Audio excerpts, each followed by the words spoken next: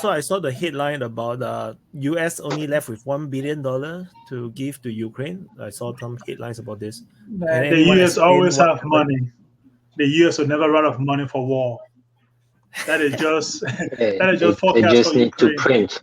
Yeah, I mean, I think it's $1 billion left in like some emergency fund, but then they're already talking about other ways to get money. But I don't think they can pass it, right? 1,001 way to give Ukraine $300 billion tomorrow morning if they want. So I think the $1 billion Congress has to approve it. Congress has to approve United States printed in 6 months $1.5 trillion. Okay. Yeah, they have unlimited money. 1.5 trillion in 6 months. Yeah, not a problem. Yeah. They have unlimited money.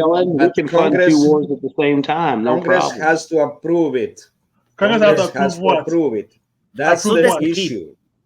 So that's why I say the $1 billion I believe is just the budget that is left, and then they cannot give more to Ukraine without topping up the budget. So even if you can print money is one thing, but budgeting it, putting money into this budget, this fund is a different thing. So I don't think the U.S. war budget is not determined by Congress. The U.S. war budget is determined by the military industrial complex. But what's going to happen is this is probably funding that's already been approved. Plus, the president has discretionary funding that's probably been used up. So now either they'll have to replenish his discretionary fund that he can just willy-nilly give away, and then they'll have to add money to the budget, which may be a problem. But there's still other ways they can get money to them. I mean, they got Lend-Lease in place, so you can technically just keep giving them equipment under Lend-Lease and not give them money. So, I mean, there's all kinds of shit they can already do. I mean, yeah, they might not get any money in this next round of funding, but they will find ways to fund at least some portion of the war through equipment. I mean, because they gotta find a way to keep the money coming to pay the government employees that are keeping the government running over there. Plus, they've got to keep supplying them with weapons. Finding the money. It's not the problem of finding the money. It's what Congress does, what Congress approves. I mean, think about it. In a couple of weeks, you'll hear about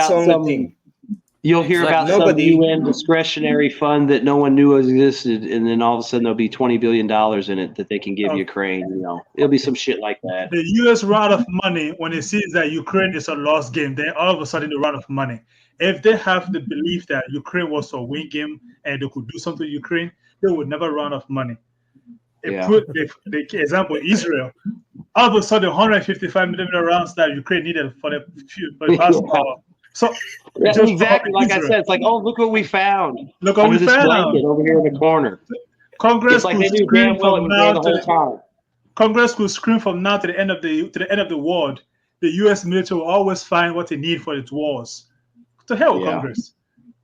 Congress is part of the crazy. Issue, that's crazy talking. That's knowing nothing. Congress have to approve it. Nobody else can do it. Yeah, I'm not arguing with you, Jur. You do have to prove it. All I'm saying is there's so much fucking dark money floating around that they'll find ways to pull funds from something else that no one has oversight on to send it to Ukraine. That's what they're saying. I mean, they have tons of money. United States is a corrupt country, totally corrupt.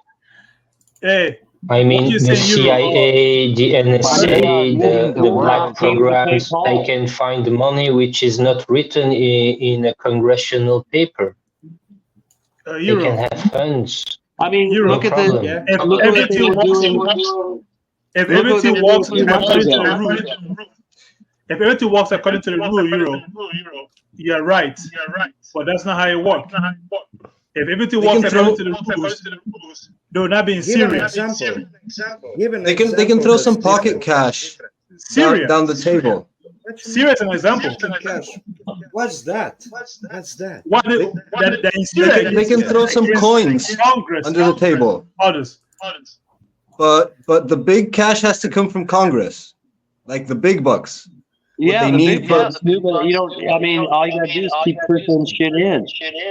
Oh yeah, but it's a feedback. They need to get. It's from Gabriel. Gabriel, you need to mute when you're not talking because we can hear the feedback from your side. So every time you want to talk, you unmute and then you mute back immediately. If not, then we will get confused because of all the echoes. And then I'm going to leave for Mr. Lam. The other thing is too. I mean, look at the accounting games they play. Like they sent $5 billion in aid to Ukraine, and then later on they revived it and say, "Oh, it's only $3 billion," and they can send another $2 billion. I mean, that's the kind of shit they're going to do. I mean, they don't need. Yeah, they need Congress for the big bucks, but think about it. There's probably State Department programs to build infrastructure that they'll steal the money from to give Ukraine to build infrastructure, supposedly. You know, they'll find all kinds of ways to get money to this shit. They'll fucking like we say over here, you rob Peter to pay Paul. You know, they're robbing somebody to pay Israel. They're gonna rob somebody to keep paying Ukraine. And if it comes down to it, we'll rob somebody to fucking pay Taiwan or somebody in Africa or somebody in the Middle East. I mean, you know, that like FCS said, I mean, there ain't gonna be no problem. It may not be as much money as they want, but they'll get the money somehow. They'll always find a way. They're not giving up that shit. There's you know, you spend $100 billion on a war, and like the guy was saying, you know, you can make, you know, 10 or 20 billion in profit. You know, that's a good return. What did Vivek say the other day? Spend trillions, kill millions, make billions. There you go. They ain't gonna stop that gravy train. Truly, for big bucks, yeah, it matters for the Congress, because to go after the Biden, he came back from Israel. I think he had this big speech where he asked a Congress to give him a bailout for Ukraine for more than $60 billion. Is it better now? Yeah, but it didn't went. It failed. But the thing is, sometimes with money and Ukraine, there was sometimes last year and this year situations when the package of help wasn't been announced and it had been sent to Ukraine. Like, for example, last year in Kiev, there was some Polish IFVs sent it to Ukraine, but they never had announced to be sent it to Ukraine. So there was a lot of such situation, but so yeah. Yeah, so really quick, because I have to go. That 1 So billion the thing is from Yuri, the last 50 billions. It's left till the new end of the year. That's where that 1 billion comes from. It's programmed to last till the end of the year, last program. That's what's going on. Go ahead. So really quick, because I want to leave, but also I wanted to point out about the spendings of war and budgeting. If you look at how the Israel phenomenon happened and how it played out by the US, you can see that countries are not equal. So Ukraine is receiving billions, but it has to wait for it over the course of weeks, months, maybe years. As to where the moment Israel got attacked by Hamas, basically what happened was that the US was already reserving a budget, munition, aircraft carriers, and already was preparing F-35s within a span of a week just for Israel.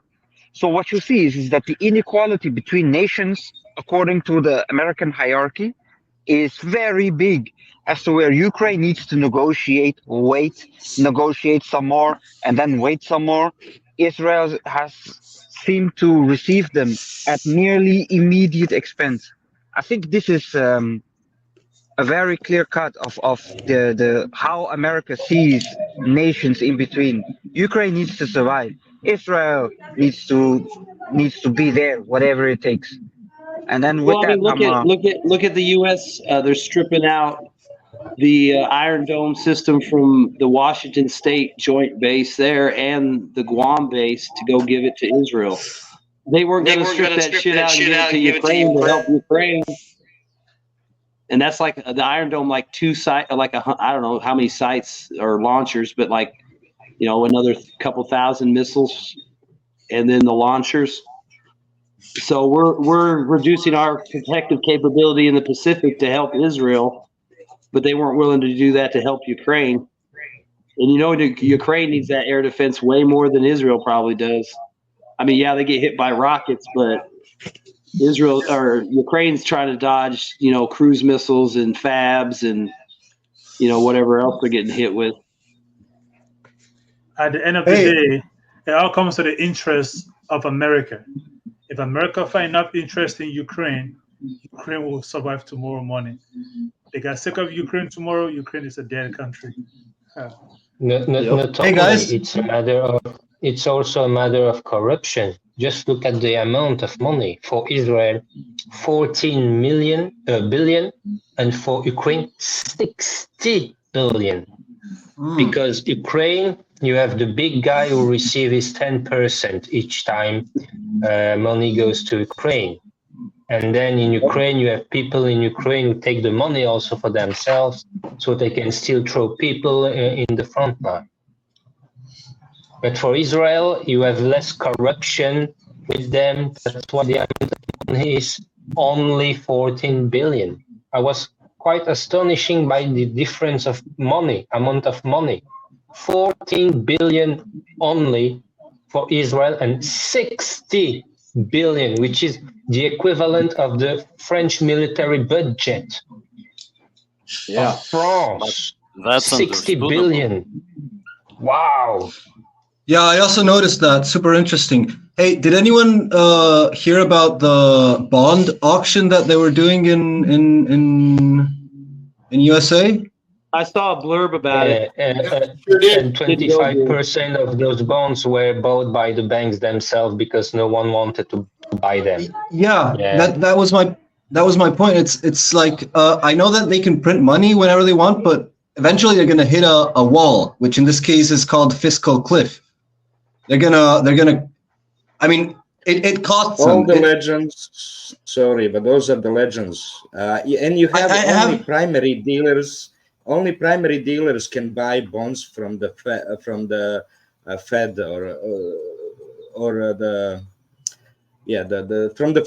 Only primary dealers, nobody else. Those are specific banks named, listed at the Fed. Only they can buy the bonds from them, nobody else. And then later, those primary dealers can sell it to anybody. Those primary dealers can sell it to anybody. I get the impression.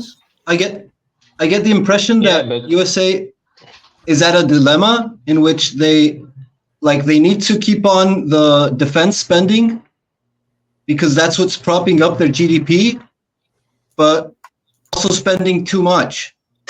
So it's like a super tight balance that they're doing.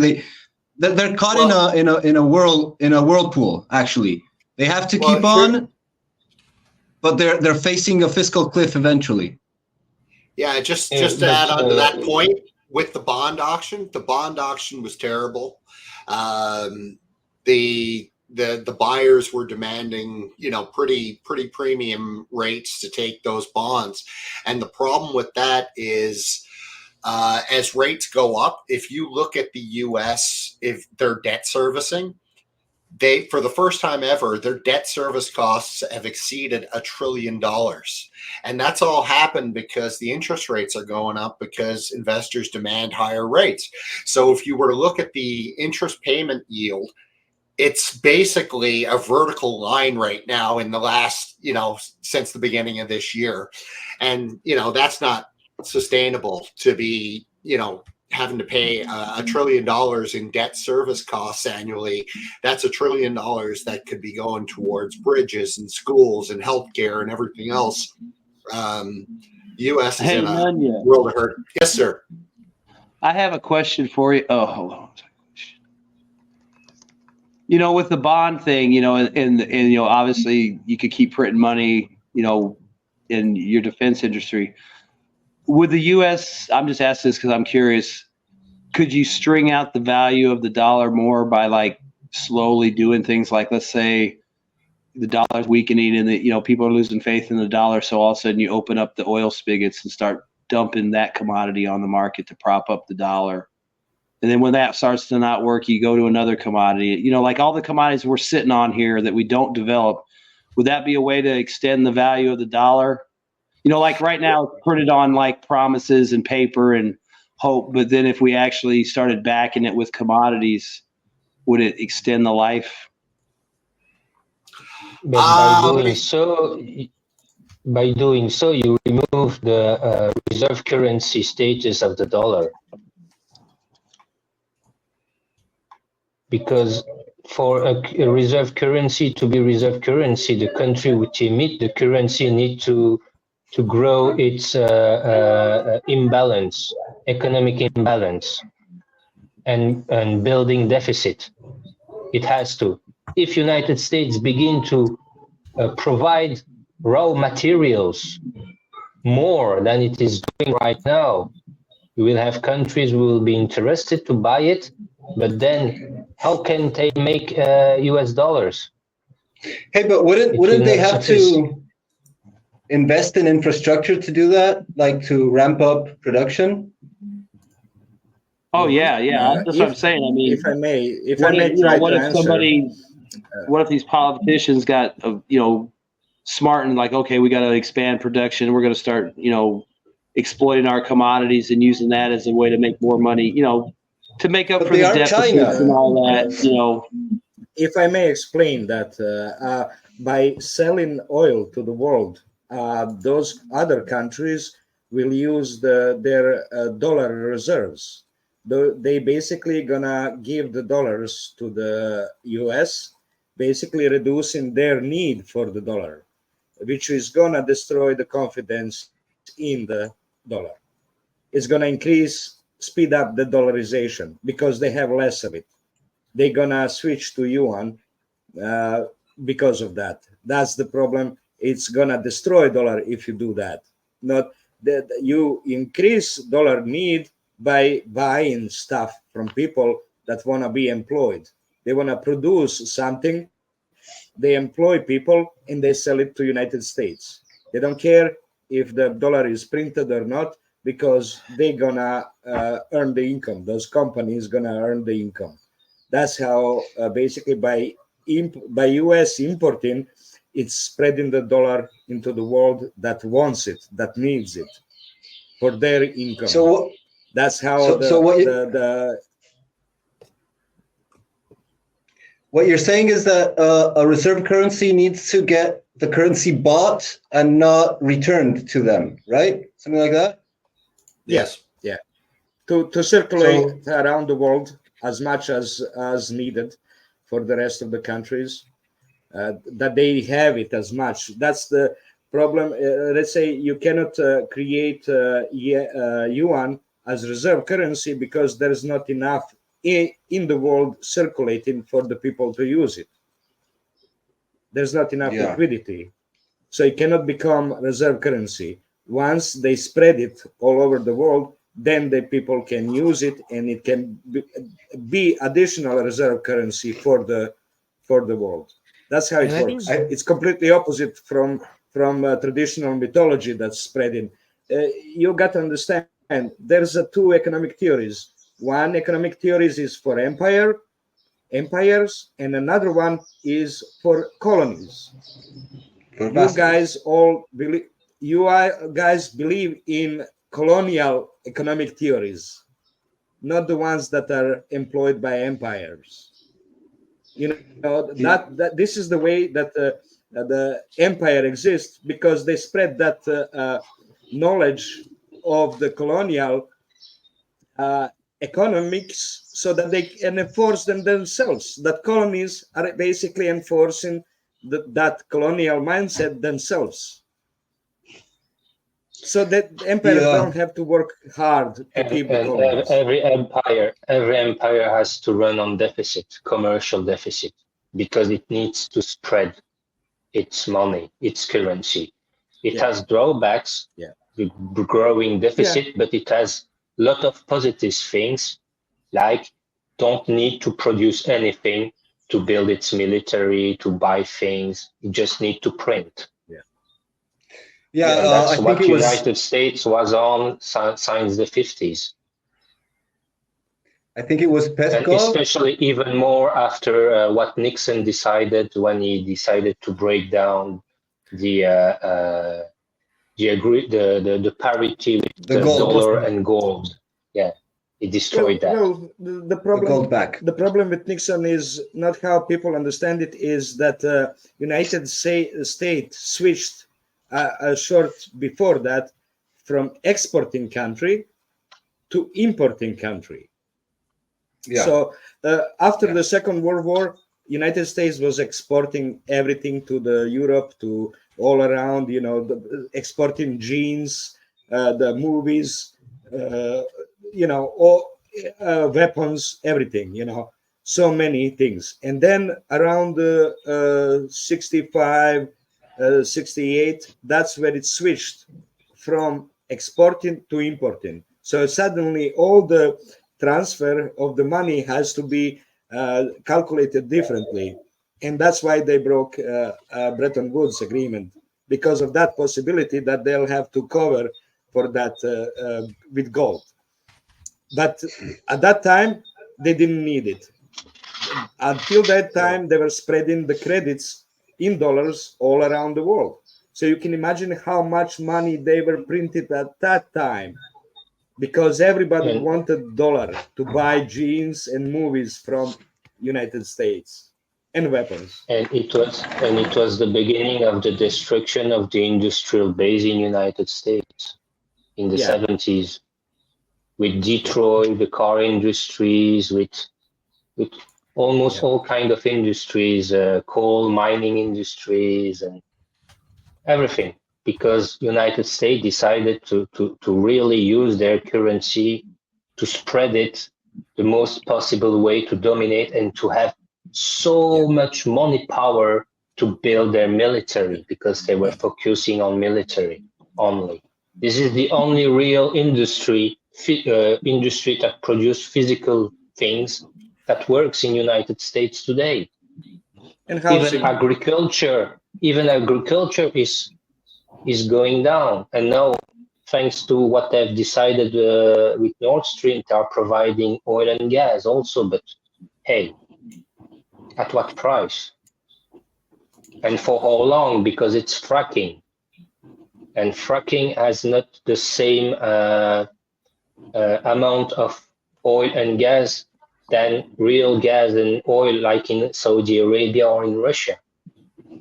And the cost of exploitation of it, it's also not taken into account of the real price of the product itself. And the destruction of the ground, the nature, and so on, that's also not taken into account in the price sold, but whatever, it will be for next generations. Different story. That's you know where story, externalities, but yeah. There's a coal mine in Adivka.